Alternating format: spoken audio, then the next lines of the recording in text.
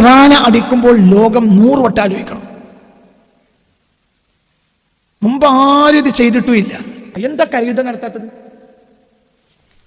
എന്താ കരയുദ്ധം നടത്തിക്കൂടെ? കരയുദ്ധം നടത്തി തിരിച്ചുകൂല. എന്താ ഇറാഖിൽ അമേരിക്ക കരയുദ്ധം നടത്തിയല്ലോ? ഇറാഖിൽ കരയുദ്ധം നടത്തി, ഇസ്രയേൽ കരയുദ്ധം നടത്തി. എവിടെ നടത്തിയിട്ടില്ല? ഇറാൻ നടത്തില്ല. എന്തുകൊണ്ട്? ഇറാനിൽ ഒരാൾ വന്നാൽ തിരിച്ചുകൂല. അങ്ങനെയാണ് ആ ഭൂമി അള്ളാഹുവിന്റെ പ്രകൃതി സംവിധാനിച്ച്. അപ്പം എല്ലാ രാജ്യങ്ങൾക്കും സൈന്യത്തിനെ ഇറക്കിയിട്ട് ബലം ശരിയാക്കിക്കൂടെ? അത് നടക്കൂല. ചില മനസ്സിലായിട്ട് പറഞ്ഞത് തന്ത്രപ്രധാനമായ ഭൂമി അങ്ങനെയാണ്. അതിൻ്റെ ഒരാൾ തിരിച്ചു പോകാൻ കഴിയില്ല, വന്നാൽ തിരിച്ചുകൂല. അതുകൊണ്ടാണ് ഇറാനെ അടിക്കുമ്പോൾ ലോകം 100 വട്ടം ആലോചിക്കണം. മുമ്പ് ആരും ഇത് ചെയ്തിട്ടുമില്ല.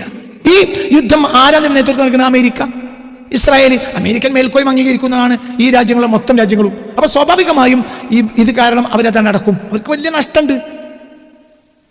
ഗൾഫ് രാജ്യങ്ങൾ, Saudi Arabia, Qatar, Oman, UAE അടക്കമുള്ള രാജ്യങ്ങൾക്ക് വരുന്ന 70% ഭക്ഷണം ഇതിൽ വരും. എങ്കിൽ അതടച്ചാവുന്ന അവസ്ഥ എന്താണ്? ഇപ്പൊ ദുബായിയുടെ ഔദ്യോഗികമായ അവരുടെ സ്റ്റേറ്റ്മെന്റ് ആണ് India.com കൊടുത്തത്. അവരുടെ കയ്യിൽ ഇനി എത്രയേ ഉള്ളൂ? 8 ദിവസത്തിന്റെ അപ്പുറം ഭക്ഷണം അവരെ ഗോഡൌണിലില്ല. കഞ്ഞി കുടിക്കണമെങ്കിൽ കഞ്ഞിന്റെ അരി വേണ്ടി, ബാക്കി വെള്ളം കൂട്ടാ. ഇന്ത്യയിലെ സാധനങ്ങൾ വരുന്നത്, ഇന്ത്യയിലെ ഗ്യാസും പെട്രോളും വരുന്നത് 50% അതിലാണ്. മൊത്തം ലോകരാജ്യം എടുത്താൽ 30% ഓർബസ് കടലിലൂടെ വരിക. ലോകത്ത് നിങ്ങൾക്ക് പറഞ്ഞാൽ മനസ്സിലായോ? അപ്പോൾ ഓരോ ദിവസവും ശരാശരി 2 കോടി ബാരൽ ക്രൂഡ് ഓയിൽ ഈ കടലിലൂടെ വഴി കടന്നു പോവുകയാണ്. ഇന്ത്യ ഇറക്കുമതി ചെയ്ത എണ്ണയുടെ ഏകദേശം 40-50% ഈ പാതയിലൂടെ ആണ് എത്തുന്നത്. ഖത്തർ എന്നുള്ള പ്രകൃതിവാദം LNG ഇതുവഴിയാണ് വരുന്നത്. ഈ പാതയിൽ തടസ്സമുണ്ടായി ഇന്ത്യയിൽ ഇന്ധന വില കുത്തനെ ഉയരാൻ അത് കാരണമാവും. ഇന്ധന വില ഉയർന്നാൽ എന്താവും? എല്ലാത്തിനും വരും. നിലവിൽ തന്നെ ലോക എക്കണോമി തകർന്നു കിടക്കുക.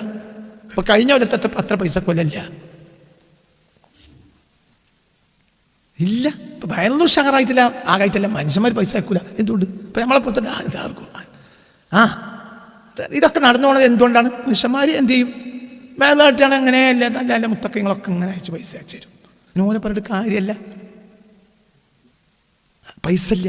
എക്കണോമി സിസ്റ്റം യുദ്ധത്തിന് മുമ്പ് തന്നെ എക്കണോമി തകർന്ന് നടക്കണം. യുദ്ധത്തിന് മുമ്പ് തന്നെ സിസ്റ്റം തകർന്ന് നടക്കണം. അതിനാണ് ഇനി യുദ്ധം വരുന്നത്. അപ്പോൾ പൈസക്ക് ആവശ്യം കൂടും. കാരണം വസ്തുക്കളുടെയൊക്കെ വില ക്രമാതീതമായി ഉയരും. പിന്നെ കച്ചവടക്കാർക്ക് എങ്ങനെ വിൽക്കാൻ പറ്റും? എന്തുകൊണ്ട് നമുക്ക് എന്തും പറയാം. നിങ്ങൾ വിചാരിച്ച അതിൻ്റെ പുറത്തുള്ള വിലക്കാവില്ല ആ സാധനം വിൽക്കുക.